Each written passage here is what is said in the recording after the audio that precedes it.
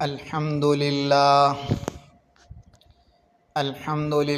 وحدہ والصلاة والسلام علی من لا نبی بعد اما بعد۔ میرے عزیز بھائیوں اور بزرگوں، آج کا موضوع ہے مدرسہ اور اس کی اہمیت۔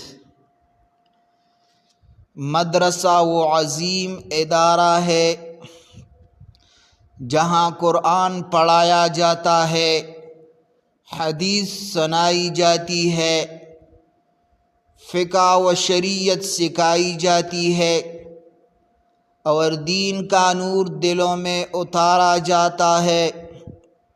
مدرسہ دراصل وہ چراغ ہے جو جہالت کے اندھیروں میں روشنی پھیلاتا ہے۔ اللہ تعالی نے قرآن پاک میں فرمایا، هو الذی بعث فی الامیین رسولا منہم یتلو علیہم آیاتہ ویزکیہم ویعلمہم الکتاب والحکمہ۔ وہی اللہ ہے جس نے ان پڑھوں میں ایک رسول بھیجا جو ان پر اللہ کی آیتیں تلاوت کرتا ہے، ان کو پاک کرتا ہے اور ان کو کتاب و حکمت کی تعلیم دیتا ہے۔ مدرسے اسی نبوی مشن کے وارث ہے۔ رسول اللہ صلی اللہ علیہ وآلہ وسلم نے جو مشن دیا، علماء کرام نے اس کو سنبھالا اور مدرسے اسی مقصد کو آگے بڑھا رہے ہیں۔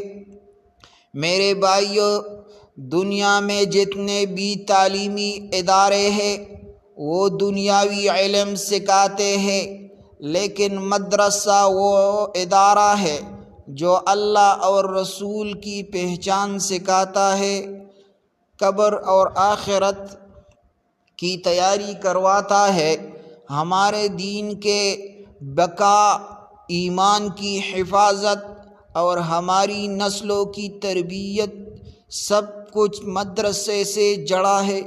اگر مدرسے نہ ہو تو نہ قرآن محفوظ رہے، نہ حدیث کی امانت باقی رہے اور نہ دین کی پہچان زندہ ہے۔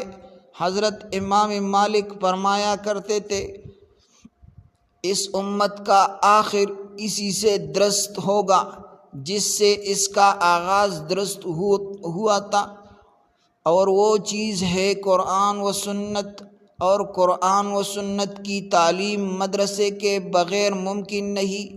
افسوس، آج کچھ لوگ مدرسوں پر اعتراض کرتے ہیں کہ یہ پرانے ہیں، یہ دنیاوی ترقی نہیں سکھاتے۔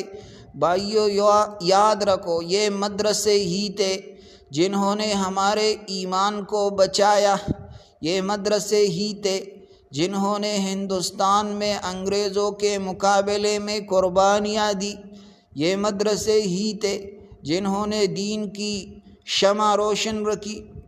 میرے عزیز، اگر تمہارے گھروں میں قرآن کی تلاوت ہو رہی ہے، اگر تمہارے جنازے شریعت کے مطابق پڑھائے جا رہے ہیں، اگر تمہارے نکاح سنت کے مطابق ہو رہے ہیں، تو یہ سب مدرسے کی برکت سے ہے۔